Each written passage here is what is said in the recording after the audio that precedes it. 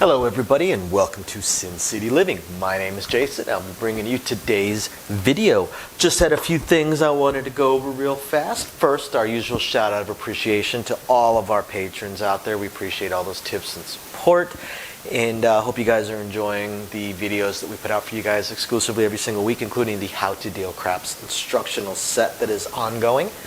And if you're curious about it, go ahead and check the description of the video down below.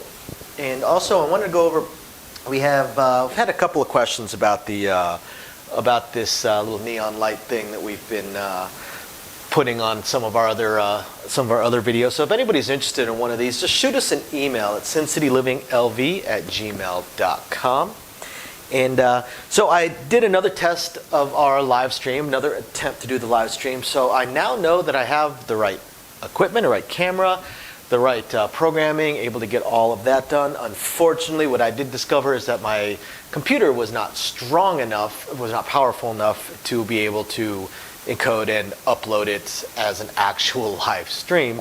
So I'm going to continue tweaking with that, although it may turn out that I'm just going to have to wait until I can afford to buy a newer, more powerful computer for that. So that will be on the list. So it does look like live streaming may not be as upcoming as I was hoping. It's going to take us a little bit of time to generate that up. And otherwise, please make sure you email us with any questions, strategies, anything you would like us to video. We love shooting these videos for you guys. If not, I'm going to go straight into today's video. So for today's video, I want to go all the way back to the basics, to the beginning. One thing I've noticed from a lot of the feedback and emails and stuff that I get is, I mean, obviously we have quite a few videos, about 400 videos coming up, and people don't go through and watch all the videos all the way back through. So a lot of people get introduced to our channel and then ask questions on things that I haven't talked about because we featured it maybe 6 months ago or 5 months ago, 200 videos ago, 300 videos ago. So I'm going to start going back through and I'm going to start reshooting some of our most popular content. And I'm also going to bring everything back down to the basics, and I'm going to have this series that this is the first video of. That's basically going to be how to play craps. How to play craps from the most basic level onwards. Just if you've never played craps before, how to walk up to the table and start playing without getting overwhelmed. So it's kind of the other side of our How to Deal Craps series that is on our Patreon. So here we go. So craps. Craps is, well, craps. It's played with dice. It's played with 5 or 6 dice. It's actually only played with 2 dice, but the table will have 5 or 6 dice depending on what the casino chooses to do, and that way there's always choices. When we have a new shooter, we give them the dice and then they get to pick the 2 that they like. Some people are very superstitious about the game. The thing is, it comes down to 2 dice. The game is played with 2 dice, which means that you can have a roll of 2 through 12. 2, 3, 4, 5, 6, 7, 8, 9, 10, 11, 12. I feel like the count on Sesame Street. And there are 36 combinations of the dice. There are 36 different ways these dice can land. If it's not a pair, for instance right here, this is an 8. It's called an easy 8. If it was a pair, it would be a hard 8. The reason it's called easy is because this particular method, this particular number rolling, is actually 2 of the 36 combinations of the dice. Because it's a 2-6, but another method would be a 6-2. It's the same number, but 2 different ways that these dice can land to get us to this number. Whereas a hard 8 would only have 1 possible way these dice can land. So 1 out of the 36 combinations. So basically, of the 36 combinations of the dice, you have 6 of them that there's only 1 possible way they could come. And those are the 6 pairs. The 1, 1, 2, 2, 3, 3, 4, 4, 5, 5, and 6, 6. Of the other 30 combinations of the dice, they all kind of double up. Any particular number has 2 different ways it can come if it's a pair, or if it's not a pair. So the player will receive their dice, they'll pick their 2, and they will throw it to the opposite end of the table. So if they're on this side of the table, they'll throw it that way. You must rebound off the back wall with both dice. That does not mean that if you don't, it's not a roll. Yes, it's a roll. Yes, it counts. If it has forward motion and a tumble, it is legally by gaming rules a roll. And it will be counted. be it a winner or a loser. People always want to say when it's a short roll and a 7, that shouldn't count, but they never complain when it's a short roll and a winner. If it's a short roll, it does count, but we will warn the shooter. Despite what some people think, shooting the dice, throwing the dice, is not a God-given right. There are plenty of times in every single casino, every single night, where somebody will be in the middle of their shot and we remove the dice from them and go to the next person. Next person will then finish the previous person's roll, even if it hadn't been finished, even if there's a point already marked. And it 99.99999% of the time is because they're not hitting the back wall. So, must hit the back wall. So once the dice land, that basically starts the game. So the most basic, if you're walking up to the table and you've never played craps before and you want to start playing craps, you want to learn how to play craps, this is what you do. This line right here, it's called the pass line. This is basically betting on the point, and I'll explain what that means in just a second. So this is that is the most basic bet. It's the most common bet in craps, and it's the most basic bet, and it's where we recommend everybody start. If you're on a $10 minimum bet table, you'll put $10 right there on the pass line. You'll put it directly in front of you. This person would be standing right there at the corner. Okay. You'll put your $10 down while this puck says off. When this puck says off, what it means, it doesn't mean that there's no point. Obviously, there is no point. But back in the day, these pucks were just black and white. They didn't have words on them at all. The off means that every bet up here that can be turned off is off. Now that's a little bit more advanced. We'll get into that in further videos. To start with, you just want that pass line. Now, these 6 numbers are the potential points. The 7 has 6 ways that it can come out of the 36 combinations of the dice. The 6 and 8 have 5 ways each that they can come. The 5 and 9, 4 ways each that they can come. The 4 and 10, 3 ways apiece that they can come. And you kind of see a pattern here. 2 and 11 will be 2, or 3 and 11 will be 2 different possible ways to come. And then the 2 and the 12, there's only one way for a 2 to roll, and only one way for a 12 to roll. So when the player throws their dice while this is off, they are trying to establish a point.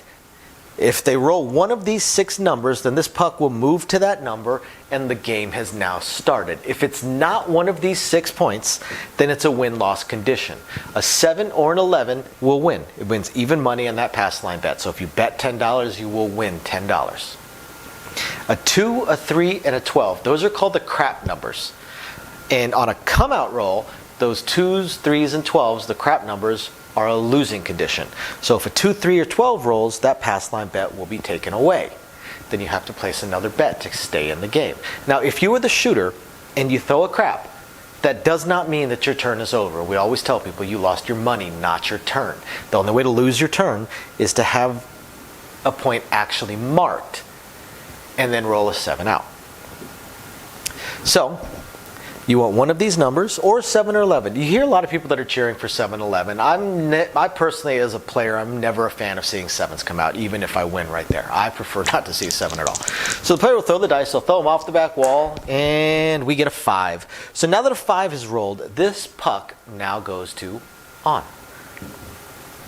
It gets set up right there. And now the game has basically started. Now, a 2, a 3, a 12, have no impact whatsoever on your pass line bet. Nothing will happen to it. Same with an 11. Nothing will happen to it. But a 7, now it loses. Remember, there's 6 ways for a 7 to roll. There are 5 or less ways for any of these numbers to roll. 5 ways, 4 ways, 3 ways. So, the odds are always against you. Odds are always slightly against you. Now, this pass line bet is what's called a contract bet. Once you have bet it, you cannot take it away or make it smaller until a decision has been made, win or lose. So whatever the point is, in this case it's a 5, that is what needs to be rolled in order to win your pass line bet over there. So once there is a point, there's only 2 numbers that affect your bet. The point or a 7. A 7 loses, your point it wins. Every other number, no harm, no foul to that bet. Since we're starting with just that bet, the most basic bet, that is where you're at. Okay, you are now rooting for the point, whatever it may be, whatever you see this as, that's what you're cheering for, that's what you want to roll, that's what you're rooting for, that's what's going to pay you. If a 7 rolls, that will lose. So you never want to see a 7. Okay, so a 9 rolled, does nothing. A 7. So now that a 7 has rolled, this loses, and this point turns off, and now this round is over, and because the shooter did not make their point, they did not hit the 5, it goes to the next shooter. Their turn is over. They've ended their turn. So now to go to the next shooter, they will receive their dice. You will make your pass line bet. They pick their 2. They throw them off the back wall, and a 2 lands. So that's a crap number, 2, 3, or 12. While this is off, this loses. So now you have to make another bet, because the game is still going. This shooter may have lost their money, because they have to have a bet, either pass or don't pass, most likely pass. They have to have a bet in order to be able to shoot. They have to have a pass line bet, or a don't pass. So they lost their money, but they did lose their turn, so they place another bet. And a 9 rolls. So now that a 9 has rolled, again, 2, 3, 11, 12 are now neutral. They do not matter to that bet in any way, shape, or form. Now the shooter is just trying to make a 9. If a 9 rolls, everybody that bet the pass line wins. So a 5 does nothing to the pass line bet. And a 6 does nothing to the pass line bet. And a 10 does nothing. That's a hard 10, by the way. Only one way to roll that. Nothing. 4 does nothing. We've rolled a 5, a 6, a 10, and a 4. I was halfway expecting an 8 to come out of that. So an 11 does nothing. 11 is also called a yo. And another 10. Pretty spectacular. And a 3, a crap number, but because there's a point, the crap number does not do anything. Now is 7 out. So this loses. Now we go on to the next shooter. So you will place your pass line bet. The next shooter will receive all their dice. They'll pick 2. And then they will throw them off the back wall. And they will roll another 9. Now, once you've gotten the hang of this, and you want to start adding a little bit more to your bet, you're going to do what's called odds. Table minimum. So if you're on a $10 table, the minimum amount you can bet is $10. Now here's the thing. If you have a larger bet, let's say you have a $40 pass line bet, you can still only do a $10 odds bet. You're allowed to, as long as it's the table minimum, it's pretty much the dollar amount is pretty much independent of your bet on the low end. There is a maximum that you can bet, and it's going to be a multiple of your pass line bet. But if you're just learning dice, you're not likely to come across the table max anytime soon. So you will place a small bet behind your pass line bet. That is called odds. It is generally considered the best bet in a casino. And the reason it's considered the best bet in a casino is because there is 0 house edge. None. Zip, zilch, nada. There's no house edge whatsoever on odds. It's also called true odds. Some players will call it free odds or true odds. I actually know of a couple supervisors, box people, that call that an even money bet, because over a long period of time it does turn into an even money bet because, again, true odds. So how does it pay? Well, let's look at the odds. We already know that a 7 has 6 ways to roll. So the number that loses, because remember, once there's a point, the only thing that affects your pass line bet, and now your odds bet, is the point or 7. The winner or the loser. So the loser has 6 ways to roll. Do you remember how many ways there are for a 9 to roll? There are 4. There are 4 ways for a 9 to roll. So there are 4 ways for a 9 to roll. There are 6 ways for a 7 to roll. So there's 4 ways to win, 6 ways to lose. We can divide that by 2, and we get 2 ways to win, 3 ways to lose. You are a 2 to 3 underdog. So what does that mean? If you win, you get paid 3 for every 2. You get paid 3 for every 2. Theoretically, you're going to lose 2 out of every 5 times the point is a 9. Theoretically. Over a super long period of time, that would turn out to be true, but we're not playing for an infinite amount of time, correct? So if a 9 were to roll, that $10 back there would win $15. 3 for every 2. And a 10? Boy, I sure am good at rolling 10s here, aren't I? And a 7. So 7 out, so this loses. And unfortunately, I wish I could have shown you guys some winners here, but this is the reason that I don't personally like to shoot myself, because I tend to shoot myself in the foot when I am playing craps. So this is, again, the most basic beginning level of craps. Stay tuned for our next video on this particular subject, and we will expand upon it and start adding a couple more bets in once you've gotten familiar and comfortable playing the pass line. Thank you everybody for watching. I hope you find this illuminating, informative, or just plain entertaining. We appreciate every single one of you guys. We'll catch you next time. Bye now. So, as I promised, I wanted to go over very briefly our upcoming attempts at a third test live stream. So what's happened so far, the first test live stream just flat didn't work. The problem that I had was was an equipment problem. I had an equipment problem in that the equipment that I was using to translate the camera into streamable video to the computer required a better USB port than the computer I was using at the time. So that one just flat failed because it would not translate into the computer. The computer would not pick it up, would not read it, so I wasn't able to live stream it. So then, as I was looking through, because I'm a little bit of a tech head, as I was looking through all of my other stuff, because I do have 4 laptops here and 3 computers, I did find one that actually did have the newer style USB port. Unfortunately, it was actually my oldest laptop, but I figured, what the heck, let me give it a shot.